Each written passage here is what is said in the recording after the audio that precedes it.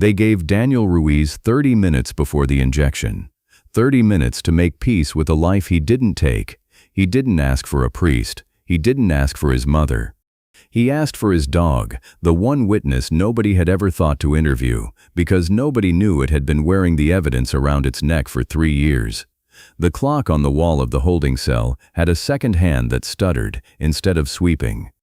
Danny had been watching it for 2 hours now, and he'd stopped flinching every time it caught. His hands sat folded in his lap, still cuffed, though there was nowhere left for him to run. The guard who came to read him the schedule was young, maybe 26, and he kept his eyes on the clipboard instead of on Danny's face. 30 minutes, he said. Chaplain's available. Warden said you can make one phone call if there's family you want notified. Danny said no to both, in the same flat voice he'd used for 3 years whenever anyone offered him something. He had learned that hope cost more than it paid back. His mother had visited every month for the first year, and every month he'd watched her leave a little smaller, a little more hollowed out, until he told her to stop coming. It hadn't been kindness. It had been the only mercy he had left to give. The guard shifted his weight, waiting for Danny to ask about the lawyer, the last appeal, anything. Danny didn't. There was a version of himself, 3 years younger, who had believed that telling the truth loudly enough would eventually make someone listen. That man was gone. What was left of him just wanted the room to be quiet. Anything else? The guard asked, already half turned toward the door. Danny lifted his head. There was one thing. He asked to see Scout. The guard blinked. Scout, the dog, not a person? Danny said the name again, slower, like it was the only word he trusted himself to get right. Scout, the K9 out at the county kennel. Ask them if he's still there. The guard wrote it down without understanding it, the way people write down things that don't make sense to them but aren't their job to question. He said he'd check with the warden, that visitor approvals this close to a scheduled execution were unusual, that he couldn't promise anything. Danny didn't answer. He'd stopped promising himself things a long time ago too. He thought about the years before all this, before the trial, before the sentence, before his name became a word people said with their mouths turned down. He'd been the guy who volunteered 2 nights a week walking the retired K9s so the handlers could go home to their own families. Scout had been the last one he ever walked, an old Belgian Malinois, with a graying muzzle and a limp he pretended not to have, still wearing the same worn collar from his working days because nobody at the kennel had ever bothered to replace it. Danny remembered the weight of the leash in his hand, and then he remembered the part he'd spent 3 years trying not to remember, the part that started with headlights and ended with him on his knees on wet asphalt with his wrists zip-tied behind his back, saying, "I didn't do this," to a circle of officers who had already decided he had. Nobody believes a man who's about to die, he thought, not even when he's telling the truth. The overhead light buzzed. 30 minutes had become 28. He closed his eyes. The room stayed quiet. Then the phone on the wall outside his cell rang, loud enough to make the guard down the hall jump, and Danny opened his eyes because for 3 years no phone had ever rung for him. The guard picked it up, listened, and turned toward the cell with an expression Danny hadn't seen on a guard's face in a very long time, something close to surprise. "The visit's approved," he said. "Warden's pushing your window back an hour for it. Some standing emergency review agreement the county keeps for cases like yours. They're bringing the dog in now." The visitation room had a partition of scratched plexiglass down the middle, though nobody bothered enforcing it for this kind of visit. Danny sat in the metal chair they'd bolted to the floor years before he ever arrived, and he watched the door on the other side like a man watching for weather. When it opened, the first thing he saw wasn't Scout. It was the young officer holding his leash, a woman he didn't recognize, dark hair pulled back tight, a lanyard with a kennel badge swinging against her chest. Then Scout came through behind her, and Danny's breath left him all at once. The dog was older than he remembered, grayer around the muzzle, slower in the hips, moving with the careful deliberateness of an animal who had learned exactly how much his joints would forgive him. But he lifted his head the second he crossed the threshold, and his nose worked the air, and then he saw Danny and something in his whole body changed. He didn't bark, he pulled. The woman let the leash go slack, and Scout crossed the room faster than Danny had seen him move in years, pressing his head into Danny's knees hard enough to rock the chair. Danny put both cuffed hands on the dog's neck and bent over him, and for a moment neither of them moved, and Danny understood that this was the last kind thing that was going to happen to him, and he let himself have it without apologizing to anyone. "I'm Nora," the officer said, once she'd given them a minute. "Nora Ibarra. I'm new out at the kennel, mostly stuck with inventory duty this month, but Scout's still officially assigned to me for handling since his old partner retired for good." Danny straightened up slowly, one hand still resting on Scout's back, like he was afraid the dog would be taken the second he let go. He said thank you, voice barely above a whisper, like he hadn't used it much lately. "He's a good boy," Nora said, glancing down at the dog with the kind of fondness that couldn't be taught, only earned. "Doesn't warm up to just anybody anymore. Grumpy old man, mostly. Except with you, apparently." Danny almost smiled. It had been a long time since his face remembered how. He ran his thumb along the edge of Scout's collar, worn soft and dark with age. He had to look away from the collar for a second, then made himself look back. "Still got the same collar," he said. Nora tilted her head. "Yeah, funny thing, actually.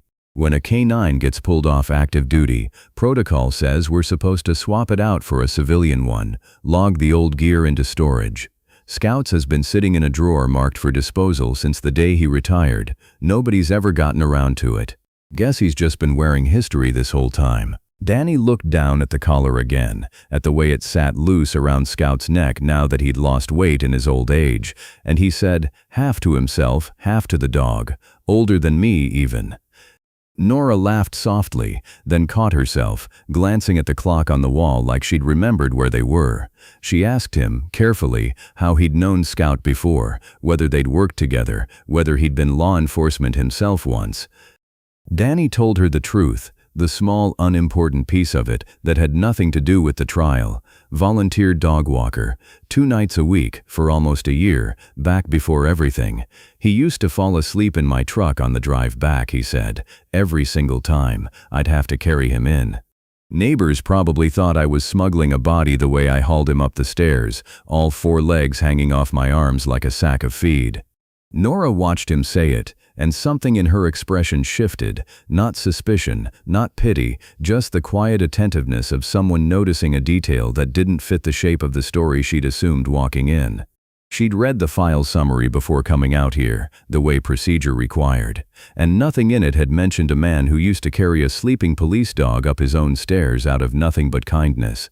She didn't say anything about it.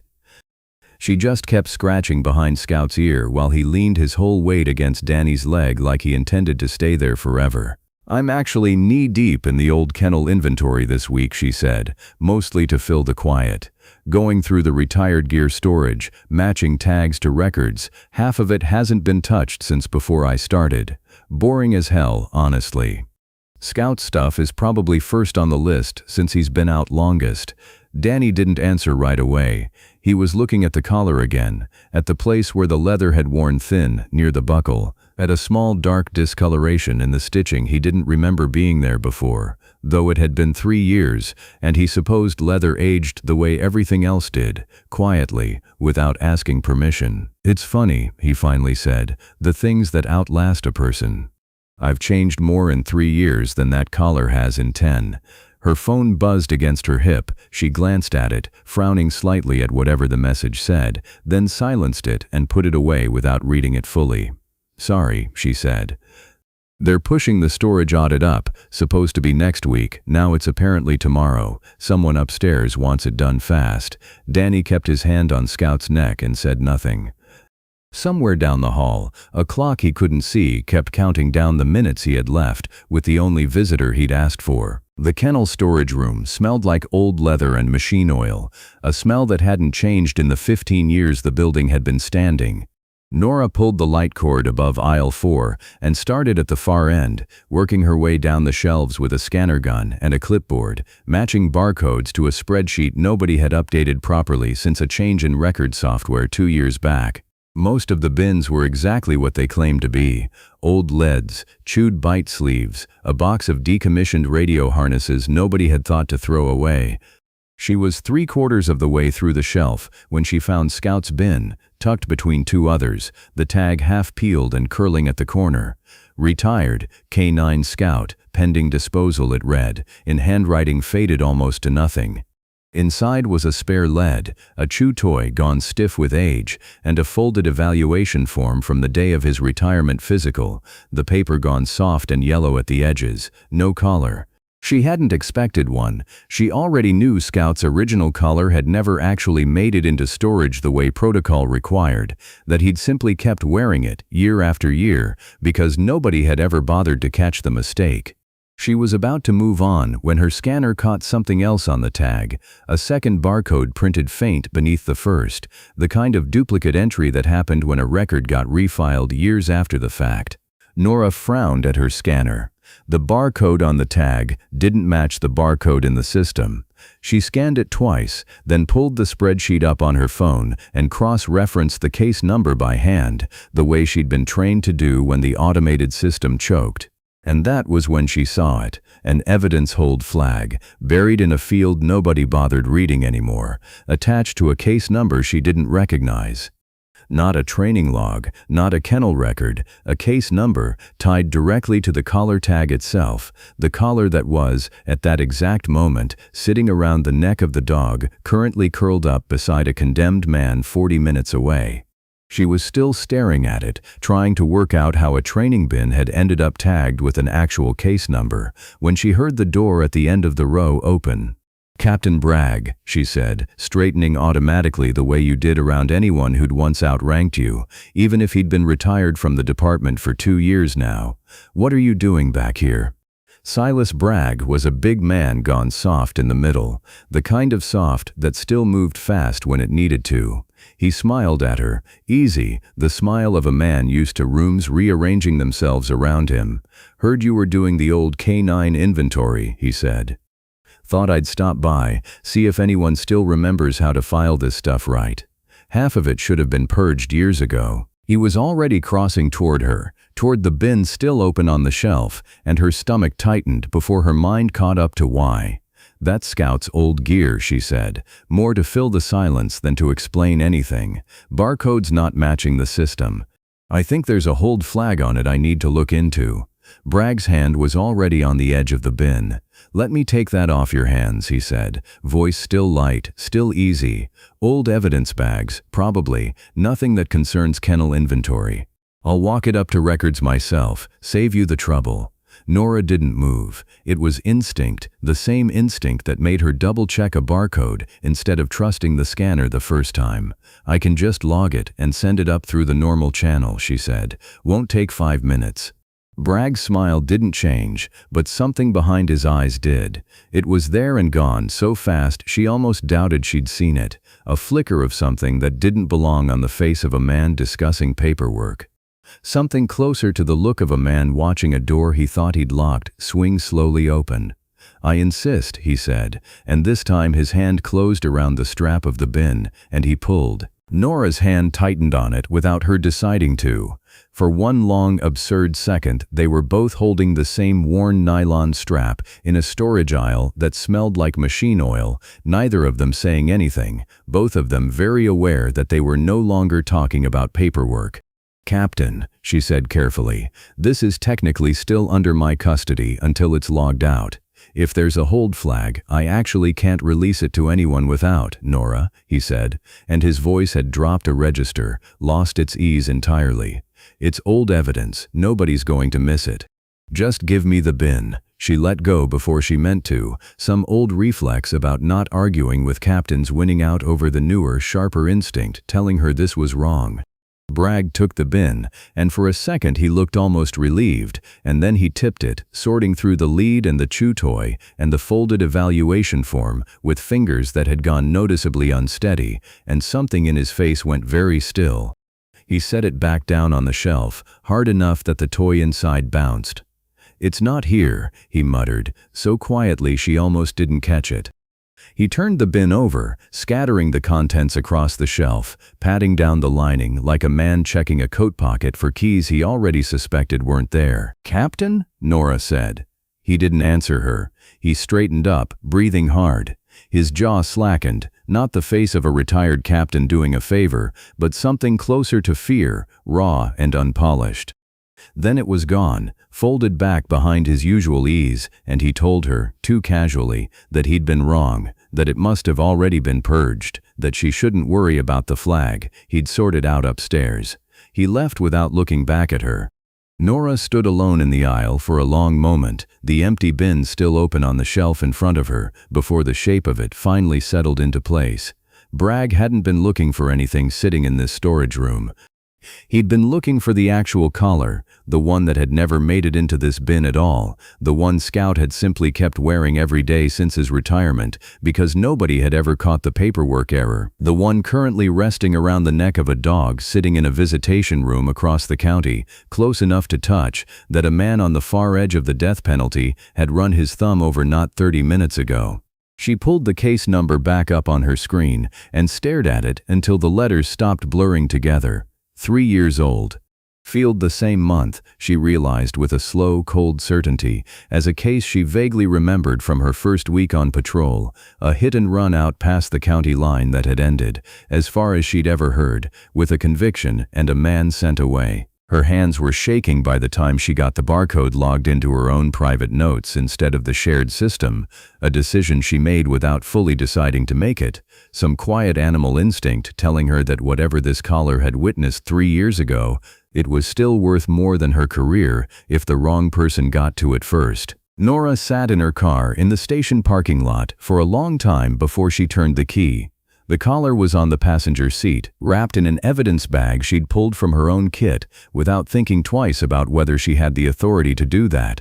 The very collar she'd carefully worked off Scout's neck 20 minutes ago, back in the visitation room, replacing it with a spare civilian one from her bag, while she told the guard on duty it was routine gear rotation. The chip of red paint pressed into the stitching didn't mean anything on its own. She knew that. It could be nothing, a scrape from a fence, a stray mark from years of daily wear. But she also knew what Bragg's face had looked like when he found the storage bin empty of whatever he'd expected, and she knew that captains who had left the department 2 years ago didn't drive back across town on their day off to personally handle kennel paperwork. She thought about walking it up to the front desk right now, filing it through the normal chain, letting someone with a badge and 20 years on her decide what it meant. That was the version of tonight where she went home, made dinner, slept fine. She replayed it a few times, testing it the way you test a chair before you sit down in it. Every version ended the same way, a report sliding into a stack of other reports, a duty sergeant glancing at the name Bragg and deciding, quietly and without malice, that it wasn't worth the trouble tonight. She'd seen that particular kind of quiet before. It didn't announce itself. It looked like a report sliding to the bottom of a stack, a form nobody signed, a name nobody flagged, until nobody could say exactly whose fault the disappearing had been. But Bragg still had friends in this building. He'd spent 18 years here before retiring with a full pension and a framed photo in the hallway by the break room, the kind of photo new recruits were told to admire on their first week. She didn't know who he'd trained, who owed him, who would make one quiet phone call before her report ever reached anyone who'd actually read it. She only knew that a man who wanted something badly enough to grab at it in a storage aisle in front of a witness was not a man who was going to let a piece of paper stop him. Whatever this was, it had already moved past the stage where paperwork could hold it. She thought about the reason she'd gone into this job in the first place. Not the pension, not the uniform, but a version of herself at 19 who'd believed, stubbornly and a little naively, that the whole point was to be the person who did the right thing when it was inconvenient. Her instructor at the academy used to say that the badge didn't make you brave, it just gave you more chances to prove whether you already were. She hadn't thought about that line in years. Doing the right thing, most days, just meant filing the paperwork correctly, showing up on time, not embarrassing the department. Nobody had told her what to do on the night the paperwork itself became the thing standing between a man and the truth. Tonight it meant something else. She thought, too, about the man she'd spent maybe 11 total minutes with in that visitation room. A stranger, by any reasonable measure, someone whose file she hadn't read, whose case she'd only half followed the way most people half followed the news 3 years ago. It would have been easy to tell herself she owed him nothing. Instead, what she kept coming back to was the way he'd talked about the dog falling asleep in his truck, the small, unremarkable tenderness of it, the kind of detail nobody bothers inventing when they're building a lie. Guilty men, in her limited experience, performed grief and performed innocence loudly for an audience. Danny hadn't performed anything. He'd barely spoken above a whisper the whole visit, like he'd long since stopped expecting anyone in the room to be listening. She had a friend from her forensics coursework, Priya, who ran a small private lab across the county line, the kind of place attorneys used for second opinions when they didn't trust what the state crime lab told them, or didn't trust who might be reading the results before they were released. Nora had helped her move a centrifuge into that lab 2 summers ago, the two of them sweating through a July afternoon over a machine that cost more than either of their cars. She still had the number, saved under a name that had nothing to do with work. She called before she let herself think too hard about it. Priya picked up on the 4th ring, half asleep, her voice thick with sleep, and then, within a few sentences, sharpening into something focused and clear the way it always had, even back in school, whenever a problem finally got interesting enough to deserve her full attention. By the end of the call, she was awake, quiet, and telling Nora to bring it in tonight, no report filed anywhere until they knew what they were dealing with.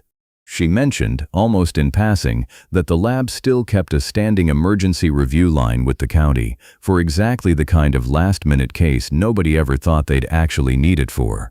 Nora put the phone down and looked at the bag on the seat beside her, then up through the windshield at the kennel building across the lot, dark except for a single light on the 2nd floor she was fairly sure was Bragg's old office, the one he still had a key to for reasons nobody had ever questioned, the kind of small, unexamined privilege that got extended to men like him without anyone ever deciding to extend it. She wasn't going to leave Scout there tonight, not with that light on. She went back through the side door one more time, signed him out on a personal care form that technically wasn't meant for after-hours use, and led him out to her car with his leash in one hand and the evidence bag pressed flat against her ribs under her jacket with the other. He climbed into the back seat without being asked twice, settling with the ease of a dog who trusted whoever was driving, and she caught his eyes in the rearview mirror for a second before she pulled out of the lot, the kennel building shrinking behind her, that single lit window watching her go the way she imagined, unreasonably, that Bragg himself might be watching. "You're the only witness who was actually there," she told him. Half to herself, half to a dog who couldn't understand a word of it, and somehow seemed to understand anyway, his ears swiveling toward her voice in the mirror. The drive to the lab took 40 minutes on the back roads, past the edge of town where the street lights thinned out, and the fields opened up flat and dark on either side, corn stubble catching the headlights in long pale rows. She kept checking her mirrors more than the drive required. She told herself it was nerves. She told herself that twice more before she believed it even a little, and somewhere around the 20-minute mark she stopped believing it. Nerves didn't explain the specific, patient way a certain pair of headlights kept holding its distance, no matter how she adjusted her speed. She thought about calling someone, a supervisor, a friend on patrol, anyone who might tell her she was overreacting, and found she couldn't think of a single name she was certain hadn't, at some point in the last 18 years, owed Silas Bragg a favor. Halfway there, stopped at a red light with nothing else on the road, she caught that pair of headlights in her rear view and understood, all at once, that they had been there, she realized now, since the edge of the lot. She watched them in the mirror, through the whole length of the light, waiting for them to turn off somewhere, take an exit, peel away toward some ordinary destination that had nothing to do with her. A part of her kept arguing for the ordinary explanation, even as the rest of her stopped believing in it. A shift worker heading home, a delivery truck running late, anything except the thing her instincts were already telling her it was. They didn't turn off. When the light changed and she pulled forward, they pulled forward too, holding the same careful, patient distance a moment too long to be coincidence. Scout, in the back seat, sat up. His ears came forward, his whole body going rigid in a way she'd never seen from him, not once, in the weeks she'd been his handler, a stillness that had nothing sleepy or retired about it, the stillness of an animal remembering something in its bones that its handler had no way of knowing, a working dog's body waking up inside an old dog's frame. She had read once, in a training manual she'd half-skimmed her first month on the job, that retired canines sometimes carried a kind of muscle memory that never fully switched off, a readiness that lived under the gray muzzle and the stiff hips long after the badge came off the collar. She had never seen it in Scout until this exact moment, and seeing it now told her, more clearly than any siren could have, that whatever was behind her was real. Nora's hands tightened on the wheel, and in the mirror, the headlights closed the distance by another careful length. The headlights closed the last stretch of distance just past the county line, where the road narrowed and the shoulder dropped off into a ditch on either side. Nora saw the car pull alongside in her peripheral vision, too close, matching her speed exactly, and then it swerved into her lane hard enough that she had no choice but to brake and cut the wheel toward the gravel turnout ahead, the kind of empty lot behind a shuttered gas station that existed for exactly no reason except that someone, once, had needed a place to stop. She was still fighting the wheel when she recognized the driver climbing out of the other car. Bragg had changed out of his casual clothes into something closer to his old uniform jacket, like the fabric itself gave him back some authority he didn't actually have anymore. In the gray wash of the gas station's dead security light, he looked older than he had in the storage aisle, the softness in his face gone slack with something that wasn't quite panic yet, but was close enough to it that Nora's stomach dropped at the sight of him. "Nora," he said, walking toward her window with both hands raised in a gesture that was probably meant to look calm, and instead looked like a man trying very hard to remember how calm was supposed to look. "I just need what's in the bag, that's all. Nobody has to know any of this happened." She didn't get out of the car. Through the closed window, she told him she'd already called it in. A lie, thin and immediate, the only weapon she had. He didn't believe her. She watched him not believe her, watched the way his eyes moved past her face to the bag on the passenger seat, the way his whole body had gone very still and very focused, a man doing arithmetic on how much time he had left before this stopped being something he could still fix. For a moment neither of them moved, the car engine still ticking as it cooled, the gas station's dead sign creaking faintly overhead in a wind that had come up out of nowhere, and her hands had gone cold on the wheel. This was probably the closest she would ever come in her career to standing at the exact center of another person's whole life falling apart. He tried the passenger door instead, found it unlocked in the scramble of the stop, and reached in for the bag on the seat before Nora could stop him. She grabbed for it at the same time, and for a few seconds it was exactly what it had been in the storage aisle, two hands on the same object, neither willing to be the one who let go, except this time there was no plexiglass partition of professionalism holding them apart, just gravel under her feet, and a man twice her size, breathing hard through his teeth, his fingers digging into the strap with a strength that frightened her more than anything he'd said. Scout came out of the back seat like something unleashed. He didn't bark first.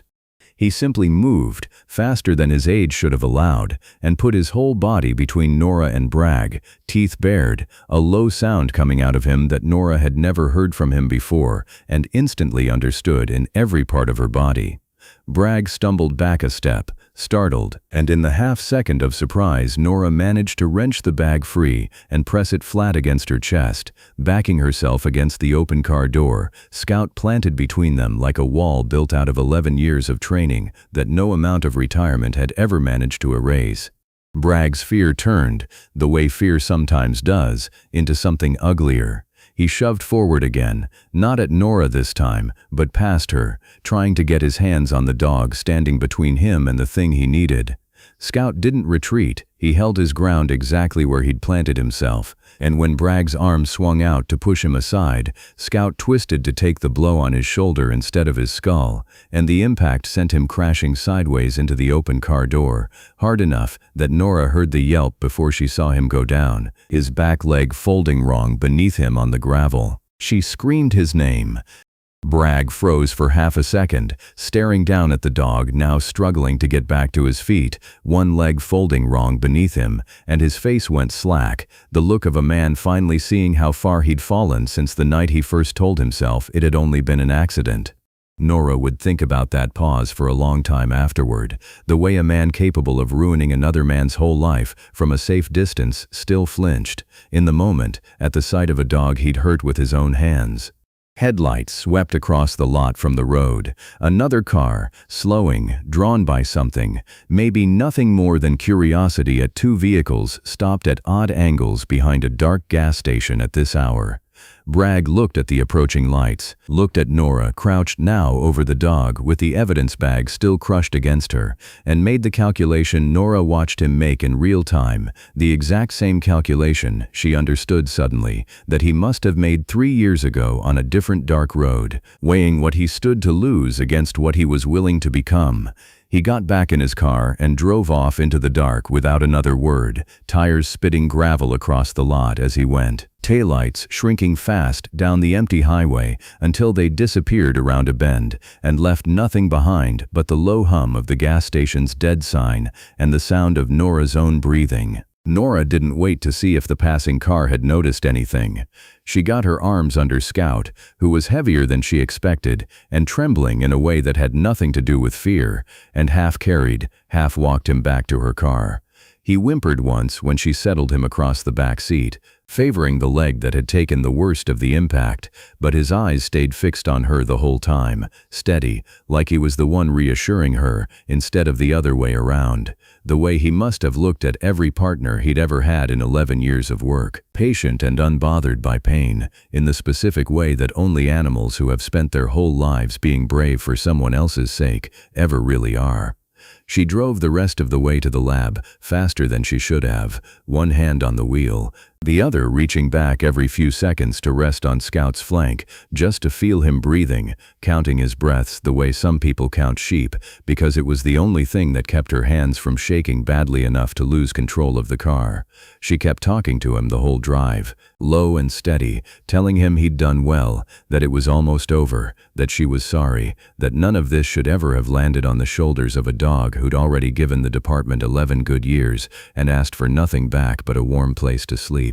The lab's front light was still on when she pulled in, Priya already standing in the doorway in scrubs she'd clearly thrown on in a hurry, one hand shading her eyes against the headlights, already moving toward the car before Nora had even finished parking. Nora carried Scout in herself, refusing help until she'd set him down gently on a blanket someone produced from a back room, and only then did she straighten up, hand the evidence bag across the counter.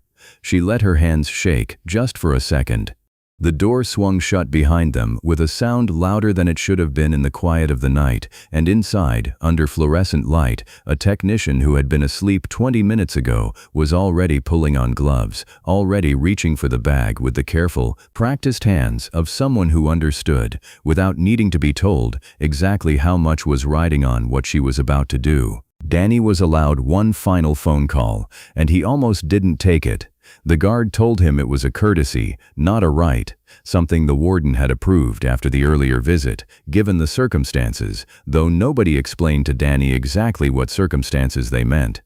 He picked up the receiver, mostly because Scout's absence in the room afterward had left a kind of silence he didn't know what else to do with, a silence heavier than the one he'd sat in for 3 years, because now it had a shape to it, the exact shape of a dog who was no longer there. The voice on the other end was Nora's, tight and careful in a way that told him something before she said a single word.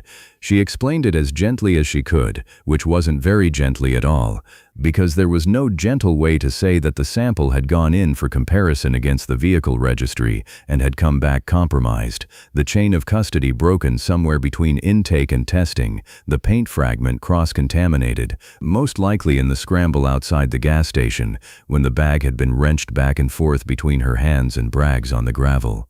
She told him about the chase on the back road too, quickly, almost as an afterthought, like she couldn't bear to let the silence after the bad news stretch on long enough for him to feel its full weight, and about Scout's leg, and about the way he'd stood his ground anyway. Danny listened to all of it without saying anything.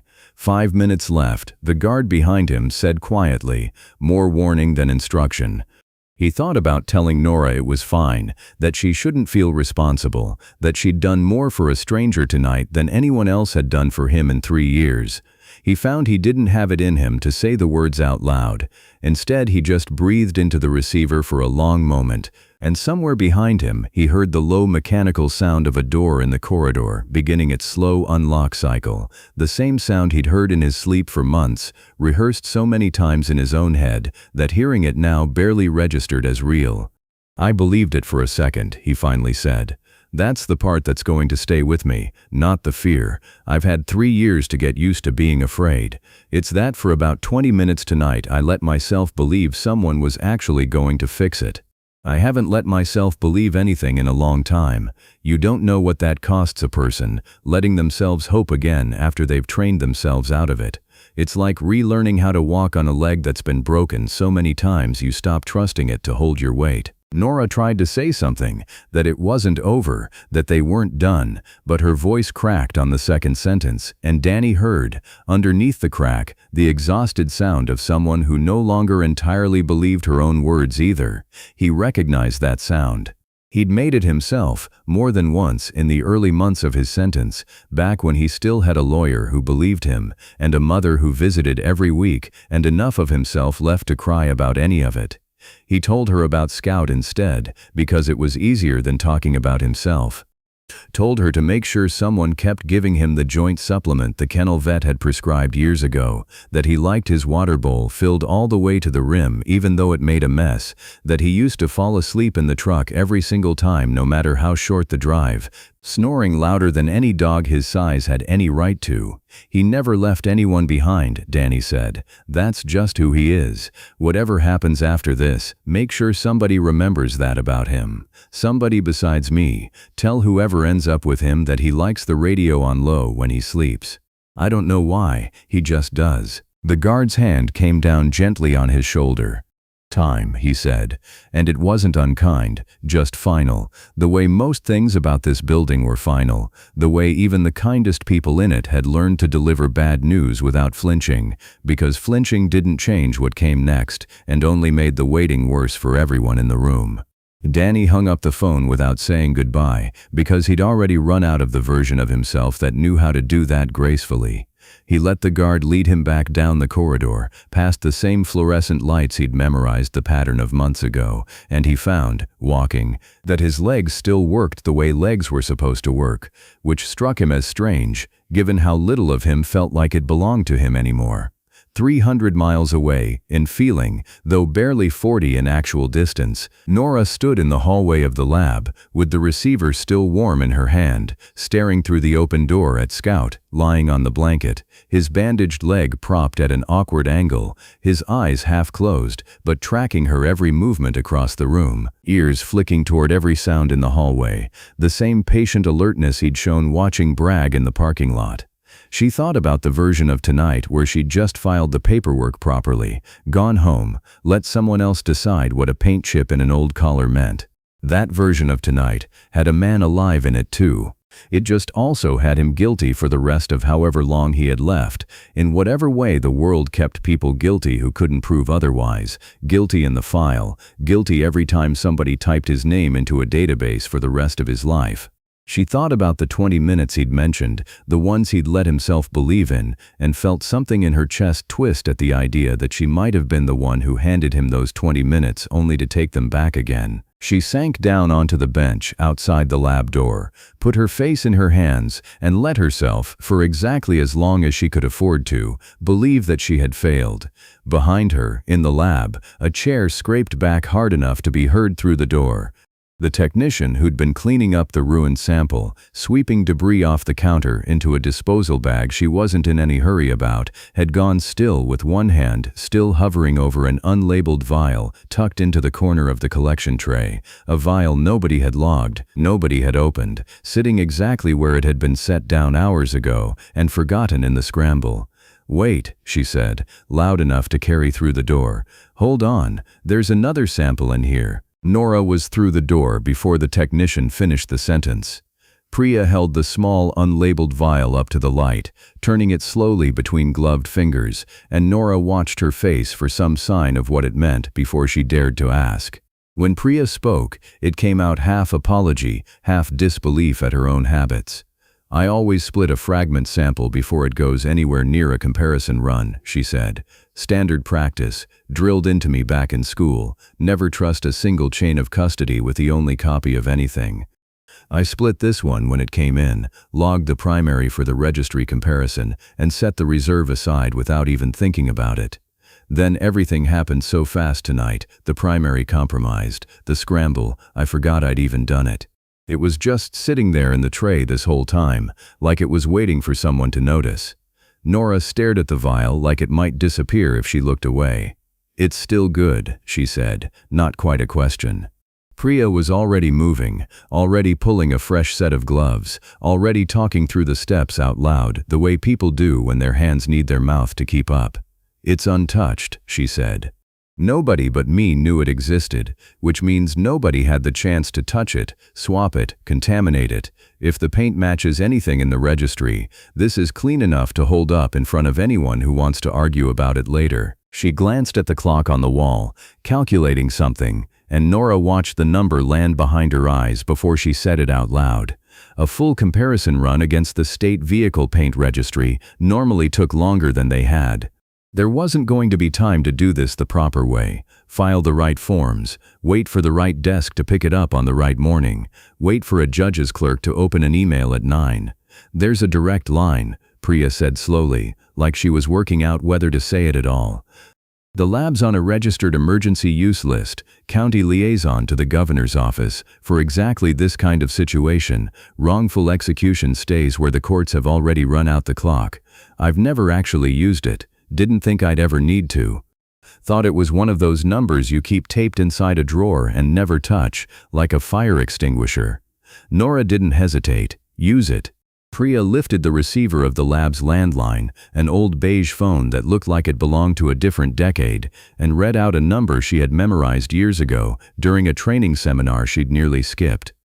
The line rang twice before someone picked up, a tired voice identifying itself as the overnight liaison desk, clearly unused to calls that mattered this much at this hour. Priya spoke fast and clear, giving the case name, the county, the nature of the emergency, and Nora watched her repeat Danny's full name twice, slowly, like she was carving it into the air so nobody on the other end could mishear it. While Priya loaded the sample into the comparison rig, she talked Nora through what the machine was actually doing, half to keep her own hands steady and half because she could see Nora needed something to hold on to besides the fear on her face, how the spectrometer would read the chemical signature of the paint down to its binder and pigment ratio, how that signature would be checked against thousands of registered vehicle finishes logged by every body shop and dealership in the state, how a match this specific, if it came, would be close to impossible to argue away in front of anyone.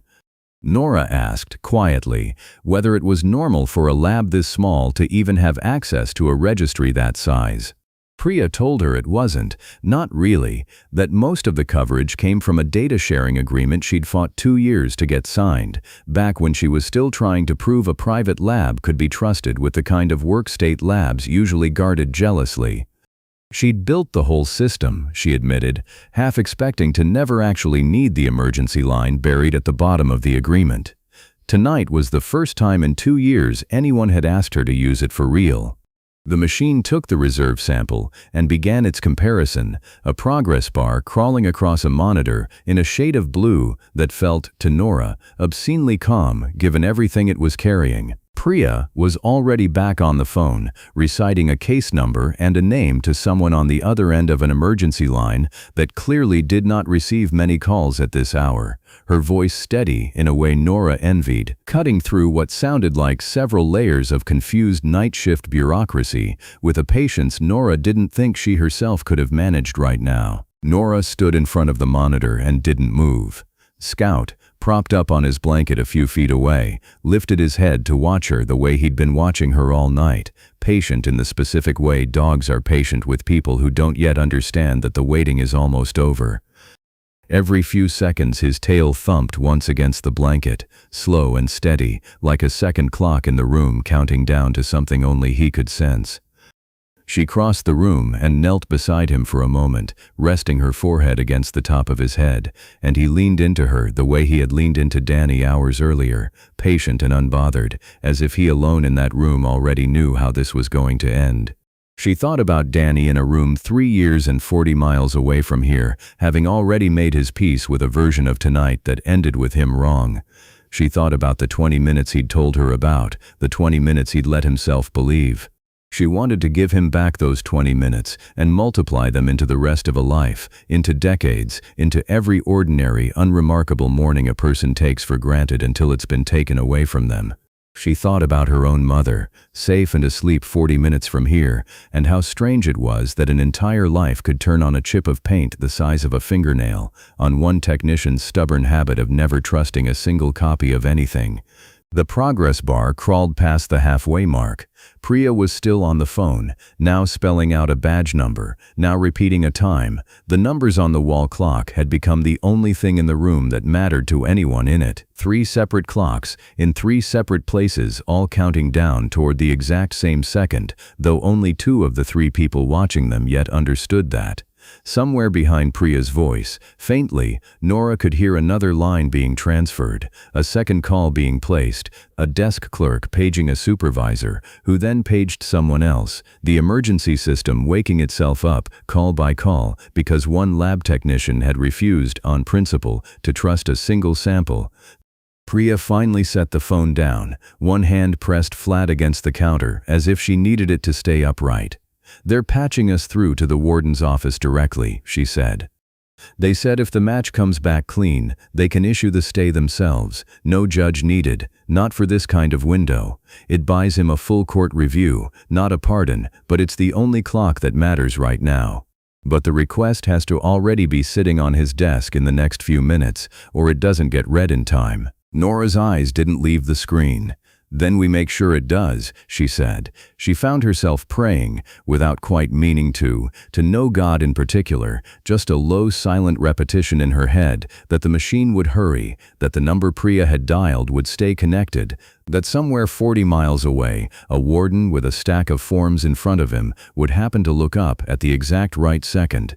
She had never in her life wanted a piece of technology to move faster than she did in that moment, watching a blue bar crawl across a screen like it had all the time in the world. Beside her, Scout let out a low sound, somewhere between a sigh and a groan, and settled his chin flat against the floor, as if even he understood there was nothing left to do now but wait. The machine beside her let out a soft, mechanical chime. Nora's eyes went to the screen, to a result rendering itself in real time, letters and numbers assembling into something that would either mean everything or nothing at all. For one full second the room went completely still, the machine's hum, Scout's breathing, her own pulse loud in her ears.